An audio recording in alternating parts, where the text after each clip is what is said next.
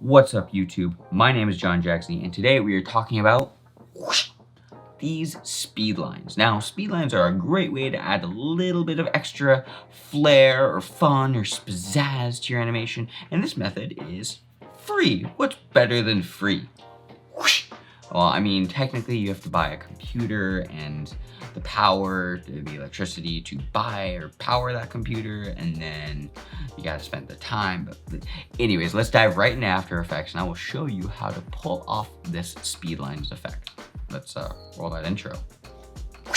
All right, so we are in Adobe After Effects and we just have a simple composition.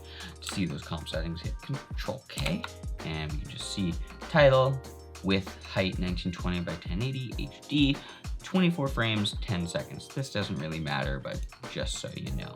We're gonna make a new solid just for the background. So we'll hit Control Y, we'll call this PG, and we'll add a gradient ramp by looking up the gradient ramp effect. And by the way, I'm using the plugin Effects Console from Video Copilot. It just saves time, but you don't need it. You could always access those effects and presets by going here or going to Effect and finding it there, but that doesn't really matter.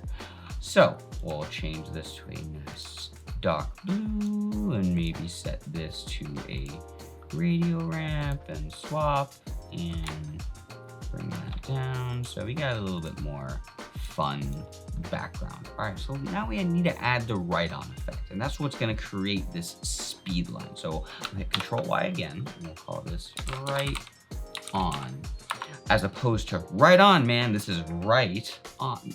Yeah.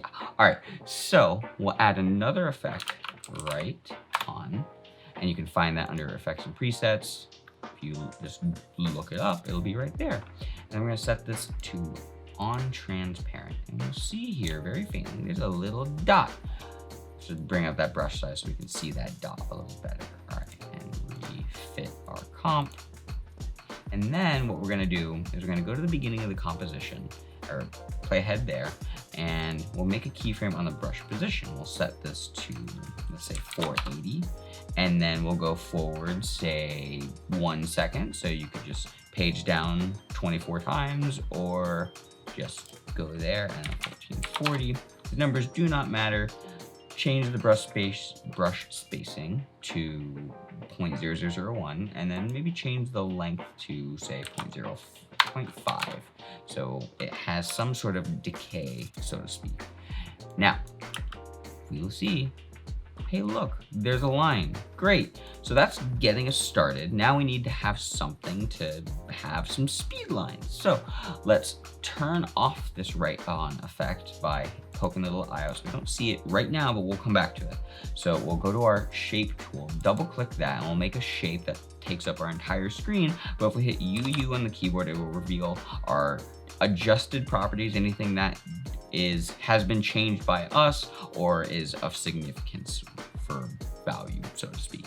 So we'll unlink the size of the rectangle, and we'll just set this to 100 by 100, and we'll relink that, selecting the shape, and we'll just call it shape, and then we'll hit P on the keyboard to reveal our position properties. And let's just do the same thing with the position. We'll set this to 480, go forward, let's say 1 second, and then 1440 again. So now we can select those keyframes, hit F9 to make it look a little better, and then we'll, oh, excuse me, let's separate those dimensions, and we will play with that animation curve just to make it look a little bit fancier now. Whoosh. Cool. Now, what would help is add in some speed lines. So what you need to do is, let's unpoke that eye out, and obviously these are not synced. So we have the right on effect under the square, and then we have the little right on doing the thing. So the way we get speed lines is we have to make something called a null object. And a null object is kind of like it exists, but it doesn't exist, and it just holds data or values when it comes to After Effects things. So we'll hit Control Alt Shift Y on the keyboard. We'll call this P1. P is in point number 1. And then what we're gonna do is we're gonna parent this to our shape layer. So let's just bring that shape layer on top.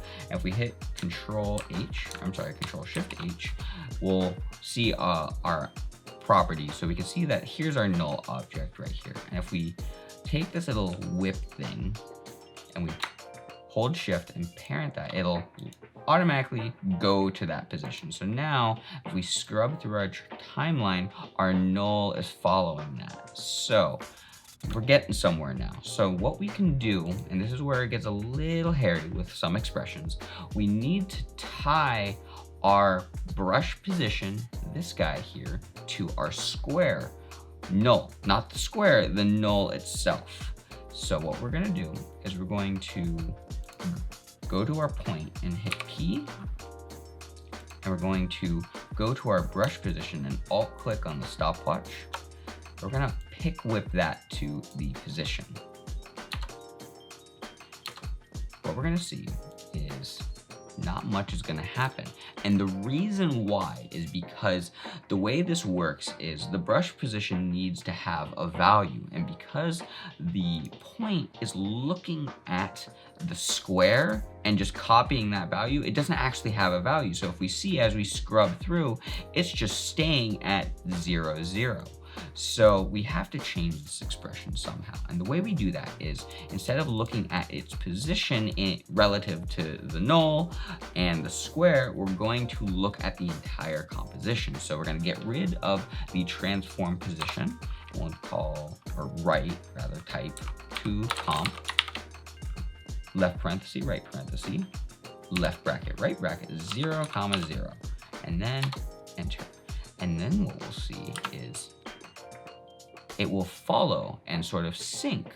Now what we can do is we can adjust this shape and move it around and it will follow the thing. So let's turn that off. Let's unseparate those dimensions just for the sake of this expression. We'll go to wiggle, let's say 0.5, 500.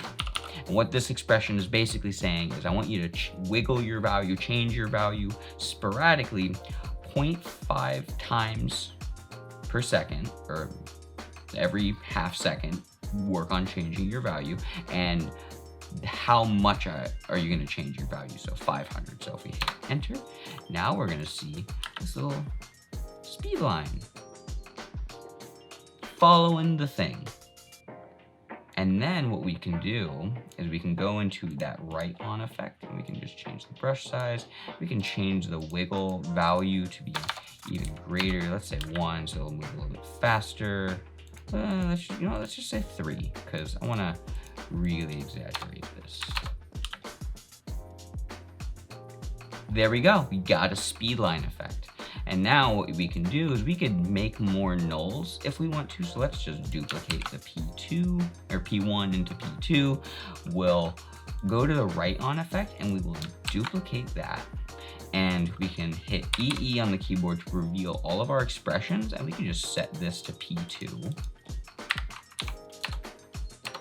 And then what we're going to do is we're going to, on the paint style, we have to set this to original image because right now it's duplicating the same thing. And now what we can do is move that P2 to another point on that square. So let's just put you right there. And then now if we move the P1 to maybe off the, instead of on the center, we can move it to the upper corner. And then